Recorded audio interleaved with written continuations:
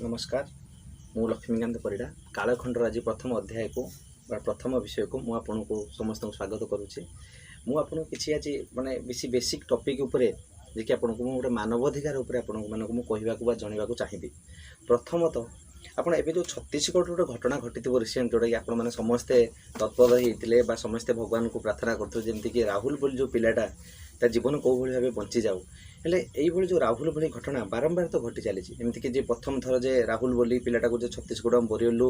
व्यवस्था सब प्रकार उद्धार कला सेमती नुहे एमती बारंबार घटना घटी पिला उद्धार कर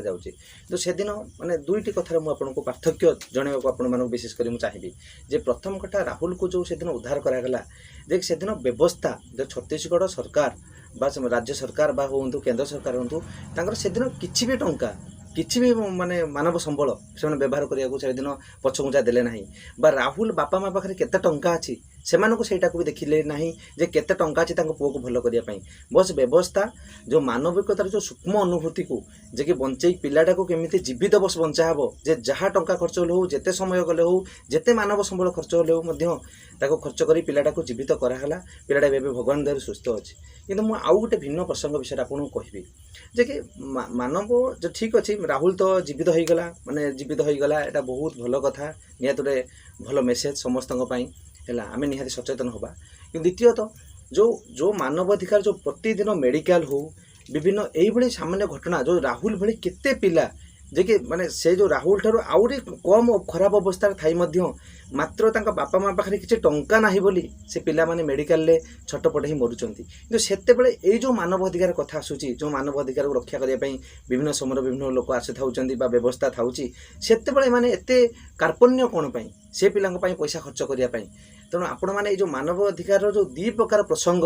आपण मैंने भावतु जे मानवाधिकार आम आउ कौन कौन सब कर व्यवस्था को केते दूर आपण मैंने सक्रिय भाव आपण मैंने पदक्षेप नहीं कि ये जो मेडिकल जनित जो समस्या सब थाउची जे का बापार माने गोटे पुओटे मेडिकल पढ़ला पड़े माने ता बापार पॉकेट को देखा जाउची जे ता बापार केते टंका अछि सेहि से पुओ भल हबो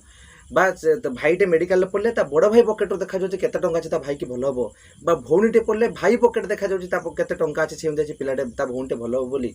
यही जो मानवाधिकार दिगपाई जे कि आगुरी समस्ते मानवाधिकार लड़ीते आपण मानक मोर आशा रही आपण मैंने जो मानवाधिकार को आउरी केमिति ऊर्ध्व को आम नहीं पारिबा ए राहुल पल्ली केते राहुल जो मेडिकल प्रतिदिन संघर्ष करी छोट छोट रोग ही मरुचंती बा क्या कतरे हाथ पताउचंती ये व्यवस्था सरकार सबू थाई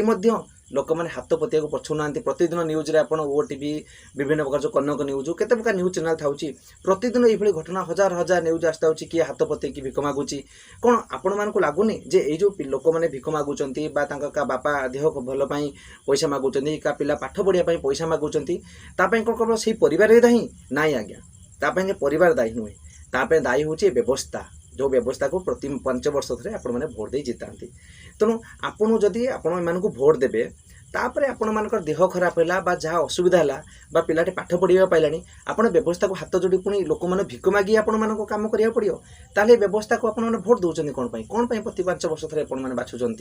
तेणु आपण मैंने चिंता कर समय आसी तेणु भोट सब मानवाधिकार दिंतु आउ ये मानवाधिकार को किभली भाव में आउरी ऊर्ध्व को नहीं हम बा जो जो जगह बेसी मानवाधिकार उल्लंघन होची माने गोटे सरकारी हॉस्पिटल थाउची गोटे प्राइवेट हॉस्पिटल थाउची जोटी सरकारी हॉस्पिटल रे व्यवस्था ही भल ना केवल ता पाखे पॉकेट रे 5000 टंका ना बोली से प्राइवेट हॉस्पिटल जाई भल पारुनी या तो बड़ मानवाधिकार उल्लंघन आउ कौन हो पारे मत तो सेमती लगुनि तेणु आपण मैंने निश्चित आपण मैंने सब विज्ञ बुद्धिमान लोक आपण मैंने से विषय चिंता करूँ चिंता करी किपरि मानवाधिकार को आउरी एनश्योर आउरी मानवाधिकार को ऊर्ध्व जाई काम करहब से क्षेत्र में आपण मैंने सचेतन हे निश्चित। नमस्कार।